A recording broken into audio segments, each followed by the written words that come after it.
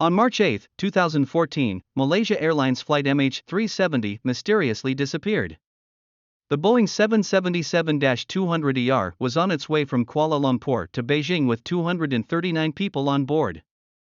The plane would never arrive.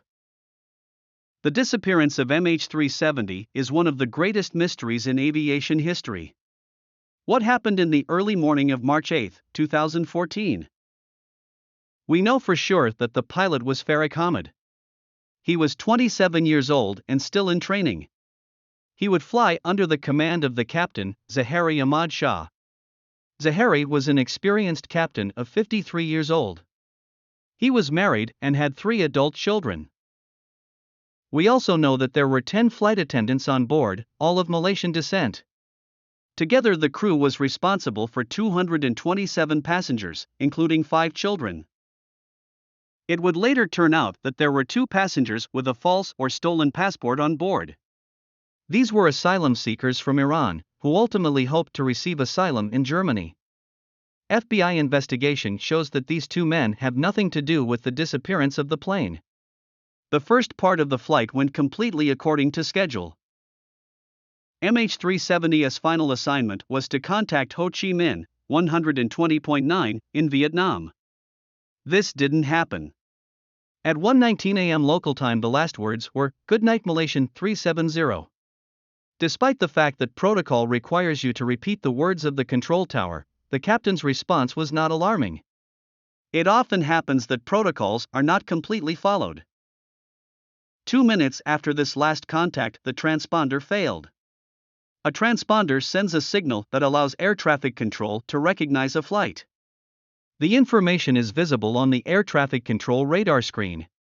Once a transponder is turned off, the plane turns into a dot on the radars. Air traffic control in Malaysia did not notice this because they had just transferred the flight to Vietnam. Meanwhile, air traffic control in Ho Chi Minh waited more than 19 minutes for contact with the plane before asking the control tower in Malaysia why the plane had not yet reported. They then ask another aircraft flying nearby if they can contact MH370. This worked. Only some rustling and mumbling could be heard before contact with this aircraft was also lost. Immediately after the transponder failed, ACAR's Aircraft Communications Addressing and Reporting System was disabled. This system automatically sends messages about the condition of the aircraft. This data is received by, among others, the aircraft manufacturer and/or the airline. Finally, the electrical systems in the aircraft would also be switched off. This also caused communication with the satellites to fail.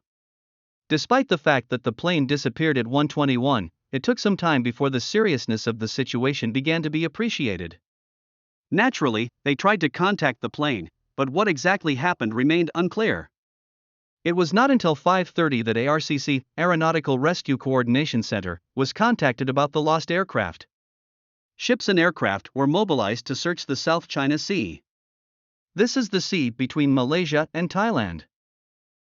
On March 9, the head of the Royal Malaysian Air Force reported that the plane may have made a U-turn and flown back towards the Andaman Sea. This was based on data from private radar systems. The search was expanded to this area. The U-turn was confirmed by Thailand on March 10, but it was not until March 12 that it became clear that military radar in Malaysia had also spotted an unidentified aircraft. At 2:15 a.m. the last signal was seen over the Andaman Sea, about 200 miles northwest of Penang. After this, the aircraft was also out of the range of the Malaysian radar. The fact that an unidentified aircraft was able to fly over Malaysia without being intercepted by military aircraft is remarkable, to say the least. After what happened in America on September 11, 2001, everyone knows that an airplane can be used as a weapon. This nonchalant attitude of the Malaysian government gave rise to all kinds of conspiracy theories. To this day, however, the Malaysian government maintains that it acted correctly. It is remarkable that the data shows that none of the passengers used their mobile phone. This may not have been possible because the plane flew too high. However, over Penang there was a brief signal from the phone of the co-pilot, Abdul Farik. The plane was probably flying so low at that moment that it could have hit a telephone pole. After MH370 was out of range of the Malaysian radar, the electrical system, not the transponder, was switched back on. This resulted in a signal to an Inmarsat satellite at 2:39. This contact is fully automated and works with a handshake protocol. The distance between the satellite and the plane is a distance that can only be drawn in a circle. In principle, the MH370 can be located at any position on that circle. This means that from the point the plane disappeared from the radar you can search in both a northerly and southerly direction. In the northerly direction, the plane would fly over China towards Kazakhstan. In the southerly direction, it would end up in the Indian Ocean. The probable end point has to do with the moment when the fuel would run out. A large area in the Indian Ocean has been identified as the most likely place for MH370 to crash. On July 15, 2015, part of a wing of MH370 was found on the beach of Réunion Island. Réunion is located east of Madagascar and west of Mauritius. This part, a flaperon, could be identified by a serial number and undoubtedly belongs to the MH370. More debris would then be found on the coasts of Madagascar, Mauritius, Mozambique, South Africa, and Tanzania. A total of 27 pieces of debris were found, of which only 3 have been definitively identified as parts of one of the wings of MH370. The discovery of the flaperon caused many experts to philosophize about the plane crashing from a great height or an attempt to land it at sea. Some people say it is a crash because the parts recovered are small. According to this group, the plane broke up. Those in favor of a landing attempt say the part in question broke off in a specific way. This can only occur if the flaps were used to slow down. Both sides seem to have good arguments, so a definitive conclusion cannot be drawn. What happened to the passengers? The most rigorous theory is that the passengers were quickly incapacitated by decompression of the cabin.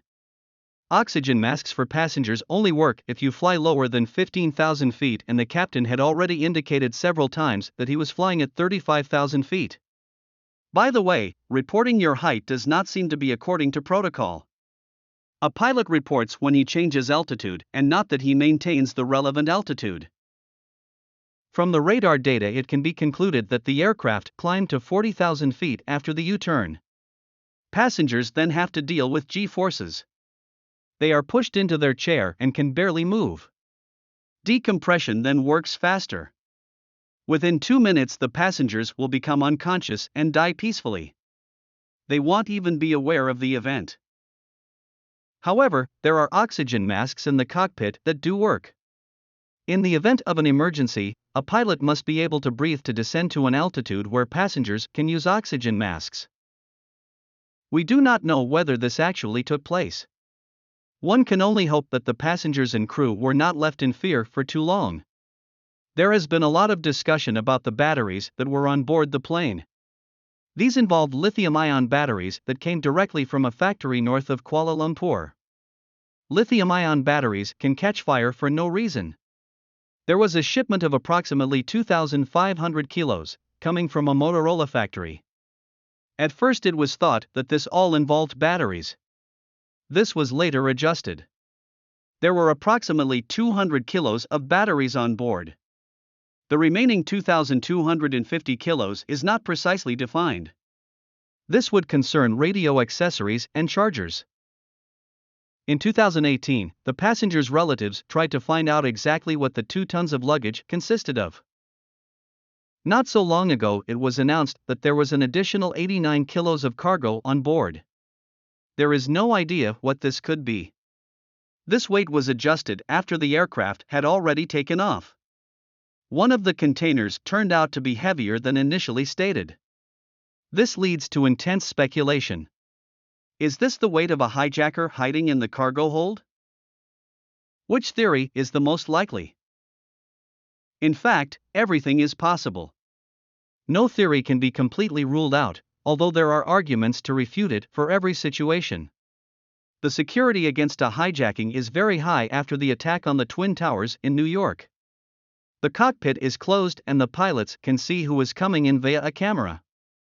In addition, there is a kind of emergency button on the control stick, which a pilot can operate in the event of danger. In a hijacking, there is always a purpose. An attack would be claimed, and as a hostage situation, they would land the plane somewhere and demand a ransom. Many people believe in the captain's suicide. It's certainly obvious. With his experience, he will be well aware of the FIR's flight regions, and he has witnessed the moment of transfer between Malaysia and Vietnam several times. Failure of the systems is then a more pleasant alternative.